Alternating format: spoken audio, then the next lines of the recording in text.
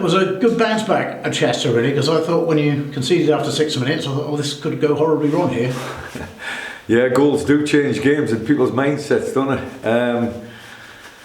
We went there on the back of some not reasonable results, and form and stuff like that. As a manager, you've got to look at that and try and second guess how your team are feeling, how you're looking, etc., etc. And I've been making changes, and when you are making changes, it always upsets the apple cart to a certain extent. It's nice when a manager can win a load of games and it's just same team, same subs. It makes the job easy, but the job's never that easy, I just love this game, I really do. How you can face different challenges week in and week out, and twice a week nowadays, even 3 times a week. And every challenge is different, every one. We managed to, I think it was a 1-1 draw at Agbra as well, against Chester, and we were going to go there, and obviously a team at the top of the league at the time, and they played some great football on an unbelievable run. And then they got their sort of rug pulled out from underneath them against South Shields on the Saturday, and we had the game watched, and there was a lot of positivity came back from the way they played, but also the way South Shields played. Now that's a team that we beat 4-0 at Agbra. Probably one of our better performances. I think the highs and lows of this division are a lot down to the feel of the players, how they are, the insecurity levels, how they're feeling emotionally. And I think that is key to any successful story that we're going to get at Kidderminster. We're in the right frame of mind, if we've got the right vibe going through the team, if I've got the right selection in terms of system and players individually. And I made 2 or 3 changes from the weekend, and I think the mentality of the group was there for everybody to see. Certainly was for us anyway. When they went a goal up, and 3,000 crowd turned up, by the way, they went a goal up and they were attacking their home fans, and everything was hunky-dory for that first opening 6, 7, 8 minutes, and they get themselves a goal from a set piece, which looks like an Achilles heel to a certain extent, but I could go through and analyse it and talk you through it if you wanted to, but it would take a long time. I don't think for 1 minute it's an Achilles heel. It's certainly something that we need to address for sure, because everybody looks at it as a weakness, but one man's strength's another man's weakness, as it were, and set pieces throughout the game are a strength in everybody's armoury. But where we were concerned, having gone a goal behind, I think we addressed it by change of system, by getting enough information onto the players that were moving different positions.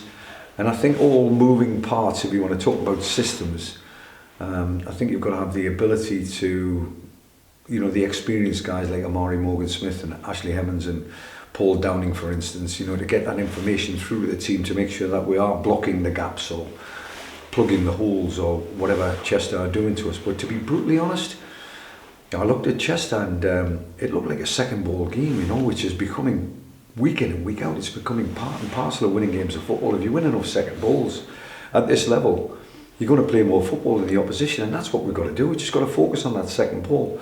What we did on Tuesday night compared to Saturday, we won, I think it was nearly 60% of second balls. That means 6 out of every 10 balls we're going to be playing instead of the opposition. So with that in mind, you just fine-tune all the numbers and work it out what style of football you want to play.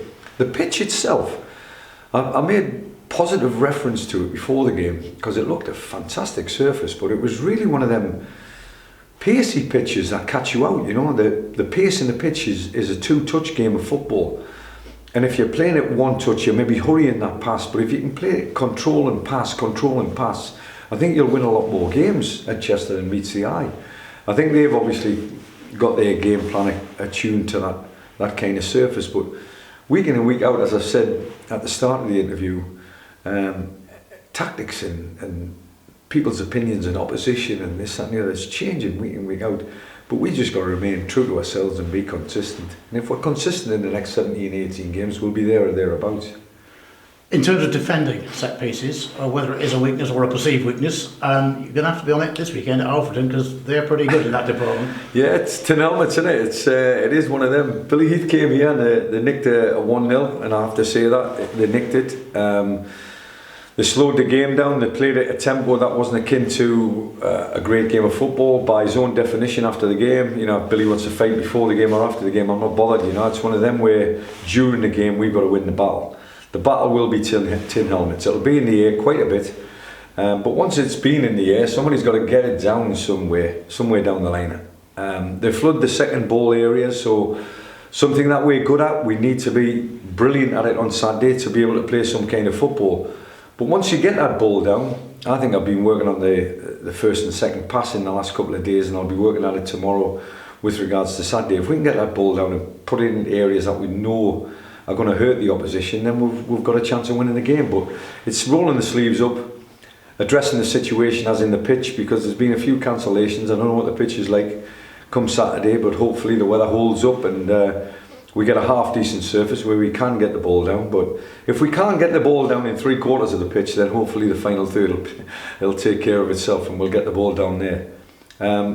It's not laughing matter. It's becoming serious. It's becoming a serious part of the business end of the season. Even though we're 17 games to go, but every team we're playing against has got something to fight for. Nothing changes, does it, Trev? You mentioned you made 2 or 3 changes for the game at Chester. Clearly, given the programme you got through February, are you likely to freshen it up again this weekend for that reason, if no other? Yeah, for that reason and no other. You're looking at possible changes. You're looking at players that, you know, you can say age, you can say the amount of physicality in the National League North. Is it time to rest Amari Morgan-Smith, you know, and give him a breather? Who replaces him? Has he got a point to prove against one of his old managers and one of his old teams, shall we say? And Billy, I know for a fact after the game here, Billy absolutely loves him to bits. So I've got to think long and hard about maybe resting 1 or 2, and if we do rest 1 or 2, the ones who do go out there, I've got to know exactly what this game's all about. You know, it's about putting your head in, it's about putting your body on the line, it's about putting your foot in and winning them individual challenges. And when we get them inches sorted out, and we get the ball down, we've got to have the ability to play as well. So we've got to have players out there that can handle the ball. So there's a nice blend of 5 or 6 things that I've got to be thinking about in every position.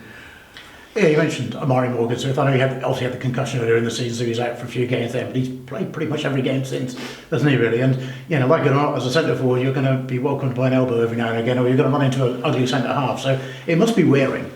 Well, he's had his rest though, and he had about 6 or 7 games off, where he wasn't getting paid. No, he's a character, isn't he, Amari, and he was like a caged animal during that period when he was concussed. It was horrendous for him. And at the same time, you know, you're looking at somebody who keeps on knocking at the door with his head, basically, and waiting for that to open. And the door's been opening for his strike partner in Ashley Evans, who's now on 17 goals this season, you know. I think we've got a nice blend, I must admit it. I think I really do like the physical side of our team.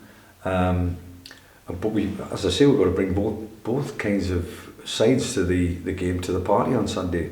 Once the physicality is done and dusted, we've got to be able to get the ball down and play. And I think that's what we did on Tuesday night, sufficiently to cause them enough problems. You know, Maz Kuya, I thought, stepped up to the plate. I thought Ash Hemmings stepped up to the plate. The midfield too, you know, new partnership, we want to call it that. But is there such a thing as a new partnership? You know, we've been training together for a long time, haven't we? We've been learning each other's trades and traits. And Brownie and Jim Kellerman look like they've played together for a long, long time. And then, again, they can both handle the ball. But, you know, there's certain players that were on the bench that I'm really looking forward to seeing getting to run in the team. You know, Riley Reynolds, for instance, Charlie Lutz, you know, the young lads, Kai Robinson, you know, the young lads with a good career ahead of them. And at some stage, you know, between now and the end of the season, they're going to get exposure to the National League North, and they've got to grow a pair of whatever we need in the National League North. 2 heads, I think. But no, really looking forward to the finish, to a strong finish, and looking forward to seeing my team breathe and putting a bit of fear of what we can do into the opposition, because I think that's what we need to do between now and the end of the season. I suppose if you do opt to rest Amari at some point, whether this weekend or in a future game, you can play Ashley down the middle. He didn't do badly the last time he went down the middle, did he? He got a hat-trick, I seem to remember. So that's true, aye. And them 3 goals have actually pulled him clear of Amari in the race for the, I don't know, what, do they get a golden boot? for sure. We'll have to probably make one. No, it's nice to see the healthy part of the team, shall we say, and everybody knows that our team has got a spine of certain players, you know, Christian Dibble obviously over the last couple of years, and the two lads up front. But at the same time, you know, we are Kidderminster Harriers. We are a squad of 20 players at the moment. One or two out on loan. One of them on loan at Alfreton. If I need any intel on the opposition, I think I've been hoping and playing. Kobe Hall has been taking a lot of lessons from what Poline's been putting out there. But no, it's serious business. It's a game that we need to bring my A game to the party and try and win the match. And as I say, if I rest one or two, it'll not be for any other reason that they need a rest. You must have the likes of, I don't know, Seb Thompson, Toppy other days of banging on your door, really thinking, well, can I get in the matchday squad? Yeah, absolutely. And you've missed out on a couple. But again, you can only please 11, as I've always said, and 5 on the bench. And then there'll be 4 or 5 in the stand when you've got a squad of 20 or 22 or 20, whatever it is. Yeah, it's one of them, management. That's what I'm in the game for, and that's what I love it for. Jack Lambert is back from Darlington. I suppose, blunt question, does he have a future here, do you think? I think he's got a future in football, but I don't know if it's going to be here or not. I was expecting to bump into him on the train this morning, and he didn't turn up. I think he might have gone to another club in our division, and negotiations are ongoing at this moment in time, so by the weekend hopefully I'll have a little bit of news for you. Injury wise, how are you looking? Did you pick up any more knocks at Chester? No, none at all. I'm saying none at all. There was 2 or 3 lads rested today, which is 2 days after the game, rested for reasons that they need to. You know, 48 hours nowadays is the amount of recovery you need if you've been playing Saturday, Tuesday all the way through. And 1 or 2 of them have been doing. But I expect to see a fully fit squad available for selection on the training ground tomorrow, with a view to picking a team that's going to beat Alfreton. And your 4 longer term injuries, obviously I've asked you about them regularly. Is there any light at the end of the tunnel for any of them now? Obviously Joe Folks we know is out for a period of time, he's a recent one, but the other 3 of course have been out for some time, haven't they? Really? And still will be, unfortunately. When the hard part of the game, isn't it? You know, the hard part of the game, I'm thinking about my chairman now, you know, paying contracts, and he sees players sitting on a hospital bed or lying in a hospital bed sometimes, and that must be the difficult part of the game when it comes down to the finances. But at the same time, if you're going to own a football club, you're going to know that you're going to run the risk of injuries, and you want them to be competitive. You know, the part I'm trying to equate to is the way I demand physicality from players in training sessions. Ange Postecoglou, as we've made reference to, is being questioned by every man, woman and child about the amount of injuries he's got. Is it down to training methods, you know? And you often think that, you know, whenever you do get an injury, is it down to training methods? I'm going back to Sam Allardyce in his day. Sam used to always say it could be down to training method, but you're not allowed to re-injure. So strength and conditioning work was going to be always vitally important to Sam. And I've took that into in my psyche with regards to management as well. But injuries are part and parcel of the game. It's just one of them things. If you're training at 3 or 4 on a weekly basis with a squad of 20-22, then it's a high percentage, you know. If you can get that down to 1 or 2, then you've got a better chance of getting your strongest team out, as it were. I think we've had bad luck where injuries are concerned. Fingers crossed we'll have no more till the end of the season. Final question. I was talking to Paul Kaz at Hereford not long ago, and I said, who's the best side you've seen this season in this league? He said, well, Kidderminster by a mile at Edgar Street on Boxing Day. Who are the best side you've seen this season? I didn't know that was coming. It's a good question. Let's hope it's not Alfreton. Who's the best team? It's strange because the Chester games have both been very competitive, and both the games were drawn, but there wasn't much in both games in terms of the inches. I'm talking about the final third and the quality in the final third. Both sides have got good players in that final third. I suppose you've got to say strength of a team. You would say Scunthorpe. But we caught them at a time where they were full strength and we weren't. We were down 3 players at the time, you know. So I can't wait for Scunthorpe to come here to see what we look like again, you know. And I know they're having a good time at the moment. But games in hand will eventually take their toll either positively or negatively, whichever the case may be, but Scunthorpe being one of them games. So I'm looking forward to seeing them again, to see what they're like from the analysis I had in 5 or 6 games I think we win. I would have probably said they were one of the strongest, but I'd like to catch them on a weekday like they did with us. Excellent, thank you very much. And Trevor mentioned obviously Joe being a relatively new addition to the long-term injury we've had. We know obviously Ben Beresford and Alex Penny have had setbacks unfortunately over the course of the season.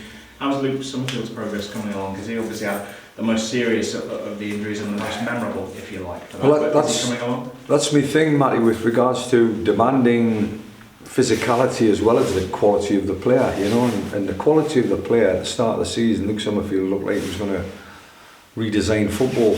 Where I was concerned, the way he was playing, it was just outstanding, and somebody's identified that and decided to go after him. Now, I'm not saying it was deliberate, I'm just saying they decided to go after him and stop him from playing. Now, there's legal ways of stopping him from playing and illegal ways. Unfortunately, he fell foul of a bad tackle, and he's had a horrendous 3 months.